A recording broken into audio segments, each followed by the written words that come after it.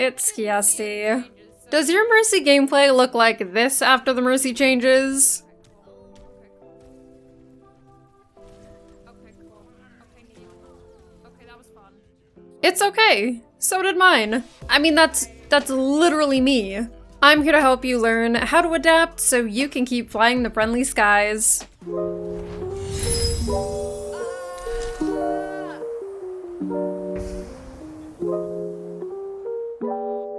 If you don't know what has changed about Mercy, make sure to check out my other video covering her changes before you watch this one. I don't know how long these changes are going to stick around, but here's how to play Mercy for the time being. First things first, no. The healing changes don't mean that you're damage boosting less. You actually have the opportunity to damage boost more, and the additional healing when under half health makes pocketing a target much harder to kill and thus more viable of a playstyle to have. When you're needing to heal, I'd encourage you to focus healing when allies are half health to take advantage of the enhanced healing. I don't ever really help my tank unless they hit critical, and once they're back up to half, I just leave the rest of their health to the other support.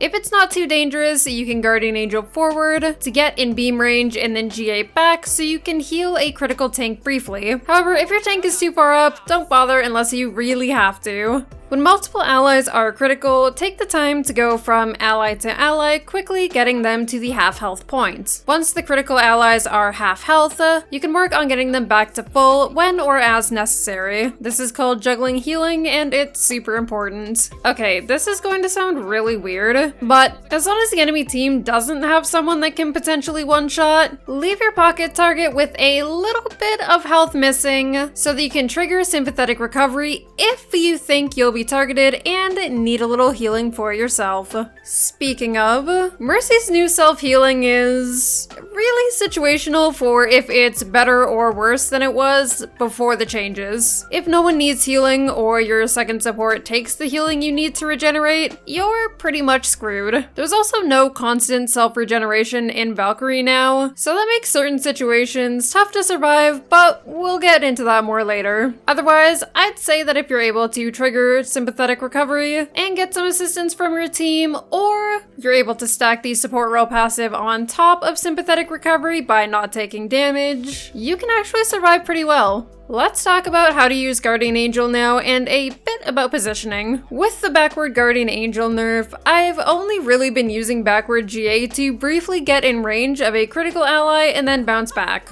I used to use backward GA to keep in beam range because it was good to keep in range with active allies, but now I'm keeping a bit closer than max beam range and just walking in and out in time with their movements and making sure I'm near cover instead to be able to keep up with them. There's a neat interaction that's caused by the nerf to backward GA's movement. If you press your backward input before or during a super jump, you'll end up with a lower speed and height than you would otherwise, so technically, you have a way to control your super jumps as a result of the nerf. This also makes it so that you're able to long range super jump res a little easier if you look down when you reach the soul you want to res, and press your backward input and jump. You'll go up while looking down and keep in range better because of the backward GA nerf. To keep up with flyers, keep track of their flight cooldown, wait for them to use their flight, then Guardian Angel after. To keep myself in the air, I'm using the environment, especially if I'm with a Pharah and she is playing over rooftops. Or I hold Angelic Descent longer and then Guardian Angel when I'm about to go out of beam range. General tips for using Guardian Angel. Use Guardian Angel conservatively now that it's on a longer cooldown. Try to save Guardian Angel for if you get dove, if you need to reposition, or if you have to follow someone so that it's easier to get line of sight of them. Rely on playing behind cover more and being a bit more stationary. Use more directional Guardian Angels instead of backward GAs to maintain speed when needed. Wait to use Guardian Angel until after your teammates use their movement abilities so you don't get left behind. Similarly, keep a closer eye on allies and their line of sight and try to predict their movements more so you can keep up. Also, it's even more important to learn how to cancel Guardian Angel's cooldown now. To cancel Guardian Angel's cooldown, all you have to do is let go of GA when you go to jump for normal Guardian Angels, or when you crouch for super jumps. Doing that will have Guardian Angel's cooldown start earlier so that you have it sooner. Previously, a few ways I would have recommended Mercy players to use Valkyrie is to get off a res that you wouldn't be able to otherwise, and to be able to survive or stall with Valkyrie's constant regeneration, as long as you staying alive would contribute to winning the fight. I find that both of these are harder to do with Valkyrie now. It's harder to get a dangerous res in Valk because of the lack of constant self-regen, and if you pop Valk when you're too low to survive, you have to live through the beam break, and if no one needs healing immediately, you're likely to die. If I want to go for a more dangerous res in Valk, I now have to rely on my second support or tank a bit more for protection, or make sure I have some kind of cover during the res. If I want to use Valk to survive, I have to pop it when I'm around half health, so I have a bit of leeway. Valkyrie now has more capabilities to be a defensive ultimate, which is something I've wanted for Mercy, because Valkyrie always felt like a tempo ult, and now it can sort of be used more flexibly. Now I tend to use Valkyrie as a defensive ultimate so that I can sustain my team through a fight, whether we're the ones pushing or the enemy is. Do not underestimate how good Valk is for healing critical allies, even if they're spread out. 60 HP per second or 90 HP per second if they're critical can do a lot for your team. Can even help them survive some enemy ultimates. And I've definitely noticed an increase in my Valkyrie healing after the changes. You can also use Valk to assist an enemy or a highly mobile hero when they're diving in easier with increased beam range, but that one, I'm a little hesitant about. That one kind of depends on if you really feel like you need Valk or if you can do it without. That's up to you. Or, and this one's a little iffy, to get the reset for Guardian Angel as long as your survival is going to help you win the fight.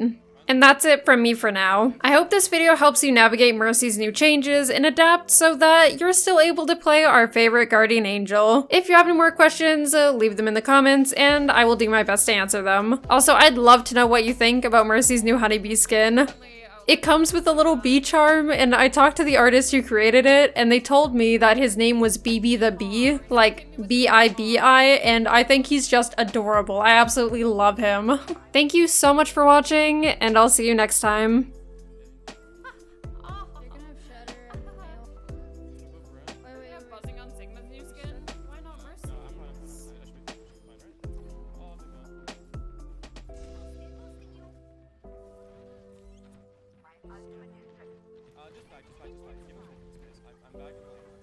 No, it's probably not our new main skin, but I'll use it more. I think it's cute.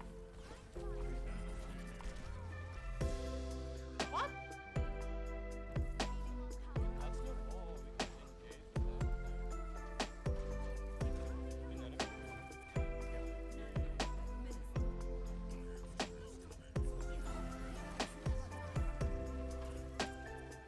Oh, that ran solo.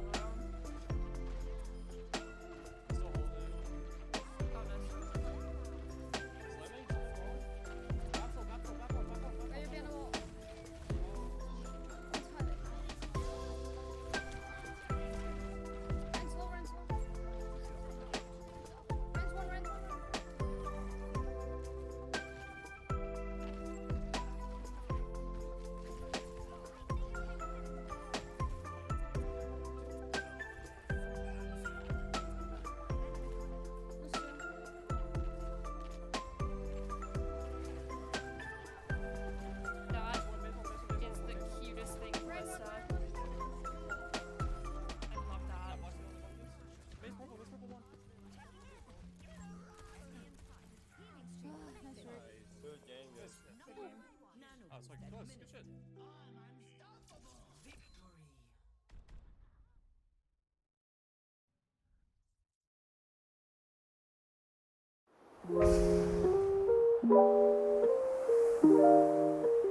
shit.